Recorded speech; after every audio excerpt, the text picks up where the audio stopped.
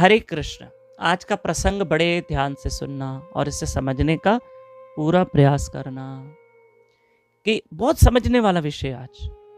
कि एक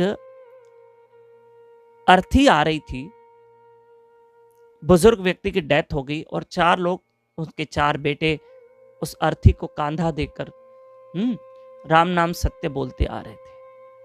सुनना, समझने वाला विषय है।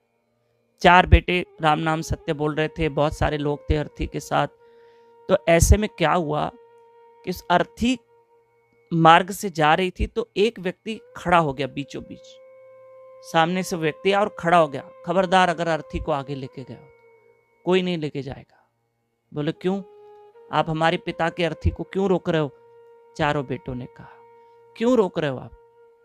उस व्यक्ति ने कहा, आपके पिता ने मुझसे 10 लाख रुपए लिए थे, कर्जा लिया था, वो मुझे लौटाओ। मुझसे लिए तो मेरे वापस करो।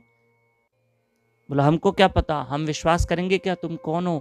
ठीक है, हम अगर आपको जानते भी है तो हमको ये नहीं पता ना कि हमारे पिता ने आपसे 10 लाख लिए। नहीं, आपके पिता ने 10 लाख लिए।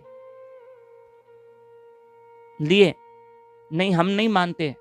तो आखिर उस व्यक्ति ने कहा रुको, इन 4 जनों से पूछो। तो 4 गांव के लोग और आए, बोले हाँ, तुम्हारे पिता ने 10 लाख लिए हैं इस व्यक्ति से, अब इसको लौटाओ। तो अब बेटे असमंजसता में पड़ गए और वो व्यक्ति जिद पे था, मेरे 10 लाख वापस करो, अर्थी नीचे रखो। अब अर्थी नीचे रखी गई, सब हैरान, गांव के मुखी सरपंच सब आए, बातचीत हुई, क्या करें कैसे करें। तो बड़े बेटे ने कहा भाई मैं तो नहीं दूंगा 10 लाख, मैं क्यों दूं? फिर दूसरे ने कहा मैं भी नहीं दूंगा, तीसरे ने कहा मैं भी नहीं दूंगा, चौथे ने कहा मैं भी नहीं दूंगा।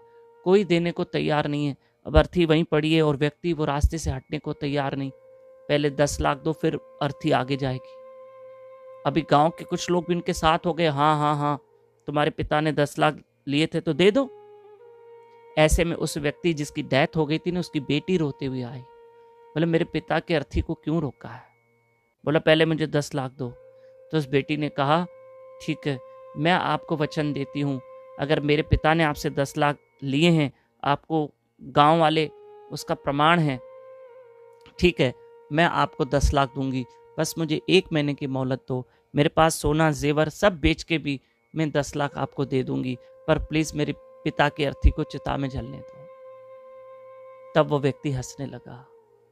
उसने कहा बहन, तुम अपने पिता के लिए इतना कर रही हो, बेटी होकर जो बेटों ने नहीं किया तुमने किया। तुम कह रही हो कि मैं कर्जा चुकाऊंगी, तुमको पिता से इतनी हमदर्दी है, तुम्हें पिता से इतना प्रेम है। तो एक बात सुन लो, तुम्हारे पिता ने मुझसे 10 लाख नहीं लिए थे, मैंने तुम्हारे पिता से 10 लाख लिए और मैं लौटाना चाहता हूँ। मैं इसलिए खड़ा हो गया हूँ, पर मैं तुम सबों को चेक कर रहा था कि कौन वफादार है, लेकिन चारों बेटे वफादार नहीं निकले, वो बेटी वफादार निकली। मैं सोच रहा था कि तुम्हारे पिता ने जो 10 लाख मैंने लिए हैं तो मैं किसको दूं, कौन से बेटे को दूं? मैं तुम्हारे पिता का कर्जा अपने सर पे नहीं रखना चाहता हूं, कौन भोगेगा ऊपर? मैं यहीं का यहीं दे दूं और यहीं क्लियर कर दूं, पर तुम्हारे पिता तो चल बसे, मैं किसको दूं? तुम चारों बेटे की मैं परीक्षा लेने आया था, पर तुम चारों बेटे परीक्षा में फेल हो गए। और जो पिता की कह रहे हम नहीं देंगे 10 लाख।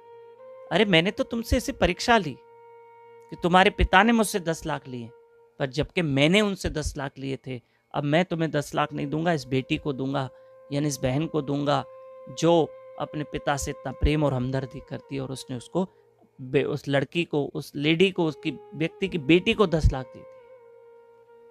वक्त बताएगा कि कौन वफादार है और कौन कौन है। और याद रखना, उस व्यक्ति ने 10 लाख क्यों देना चाहा?